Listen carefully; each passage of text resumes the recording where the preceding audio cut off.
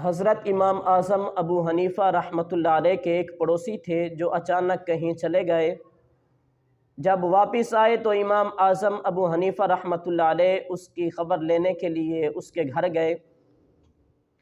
جا کر پوچھا کہ کہاں چلے گئے تھے۔ اس شخص نے بتایا کہ حضور میں بصرہ چلا گیا تھا۔ تو آپ نے فرمایا عجیب انسان ہو، جب کہیں جاتے ہو بتا تو دیا کرو۔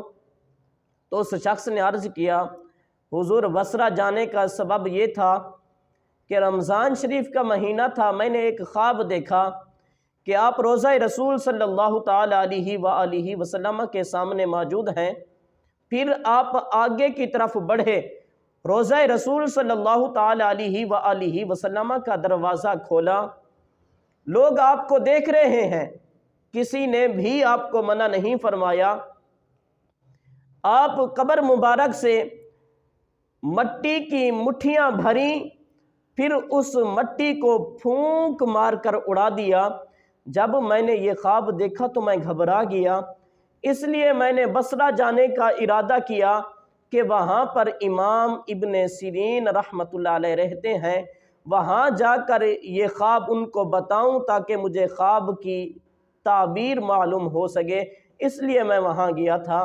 تو وہاں جا کر امام ابن سیرین رحمۃ اللہ علیہ سے ملاقات کی، ان کو خواب بیان کیا تو انہوں نے مجھے فرمایا کہ پریشان ہونے کی ضرورت نہیں، جن کے بارے میں یہ خواب دیکھا ہے وہ عالم ہیں۔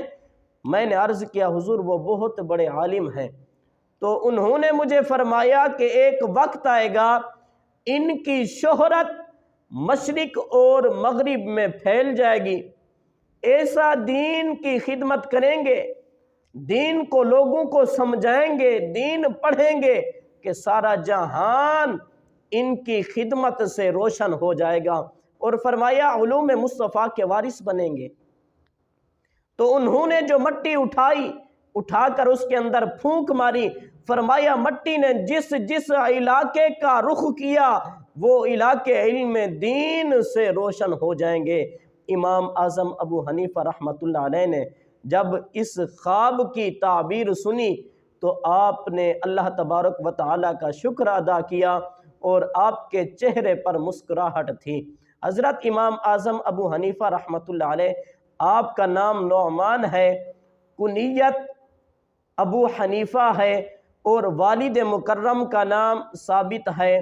مشہور القابات میں سے سراج الامہ یعنی کہ امت کے سورج، اور امام الائمہ یعنی کہ اماموں کے امام آپ کے القابات ہیں۔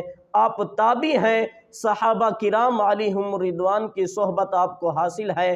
حضرت امام جعفر صادق رحمۃ اللہ علیہ کی صحبت بھی آپ کو میسر ہوئی۔